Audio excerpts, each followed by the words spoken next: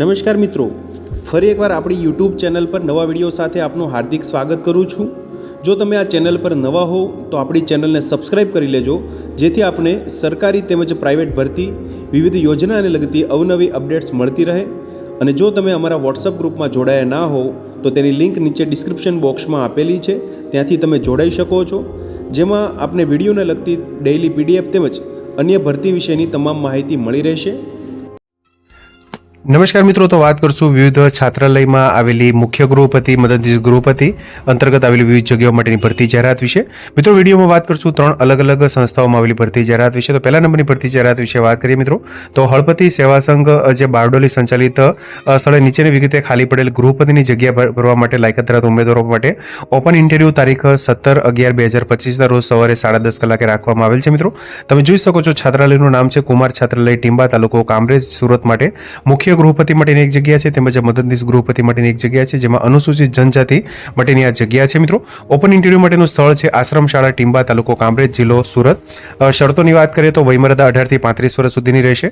ગૃહપતિ, મદદનીશ ગૃહપતિની જગ્યા માટે શૈક્ષણિક લાયકાત સ્નાતક સરકારશ્રીના ધારાધોરણો મુજબ હોવી જોઈએ, તેમજ ઉપરોક્ત તમામ જગ્યાઓ માટે અનુસૂચિત જનજાતિના ઉમેદવારો એટલે કે એસટી કેટેગરીના ઉમેદવારો રહેશે। મિત્રો સરકારશ્રીના ધારાધોરણો મુજબ પગાર ધોરણ ચૂકવવામાં આવશે। પસંદગી પામનાર ઉમેદવારે સરકારશ્રીના નિયમ મુજબ સ્થળ પર ફરજિયાત હાજર રહેવાનું રહેશે તથા ખાદી પહેરવી ફરજિયાત છે।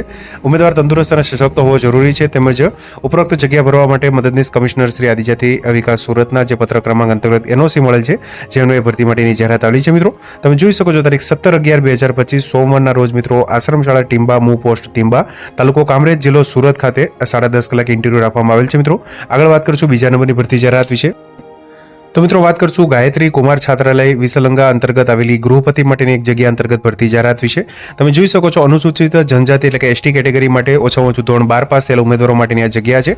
ભરતી માટેની જાહેરાત તારીખ 11/11/2025 રોજ વર્તમાન પત્રમાં આવેલ છે। મિત્રો તમે જોઈ શકો છો, નીચે મુજબની જે જગ્યાઓ માટે એનઓસી મળે છે, જેનો એ જાહેરાત પ્રસિદ્ધ થયાના 10 દિવસની અંદર નીચે આપેલા સરનામે રજિસ્ટર પોસ્ટ એડીથી અરજી કરવાની રહેશે। મિત્રો સમય મર્યાદા બાદ આવેલી અરજીઓ છે તે ધ્યાને રાખવામાં આવશે। મિત્રો તમે જોઈ શકો છો, અરજી મોકલવા માટેનું સરનામું છે મંત્રી આદિવાસી વિકાસ સેવા મંડળ, લીમખેડા, મૂ પોસ્ટ કુણદા, કટારા, ફળિયું, તાલુકો લીમખેડા, જિલ્લો દાહોદ ખાતે જાહેરાતના 10 દિવસની અંદર રજિસ્ટર પોસ્ટ એડી દ્વારા અરજી મોકલવાની રહેશે। મિત્રો આગળ વાત કરીશું ત્રીજા નંબરની ભરતી જાહેરાત વિશે।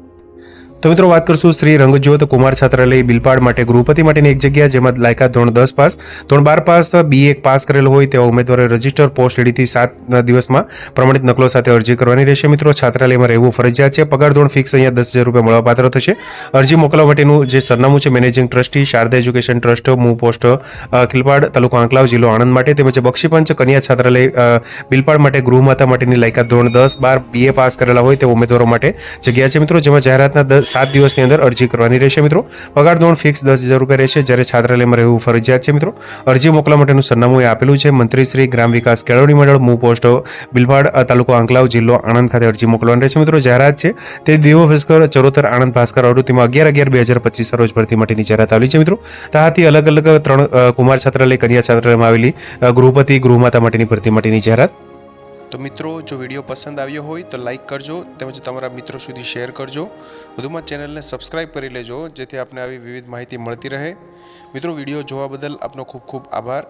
મળીએ એક નવા વિડીયો સાથે, ત્યાં સુધી જય હિન્દ, ભારત માતા કી જય।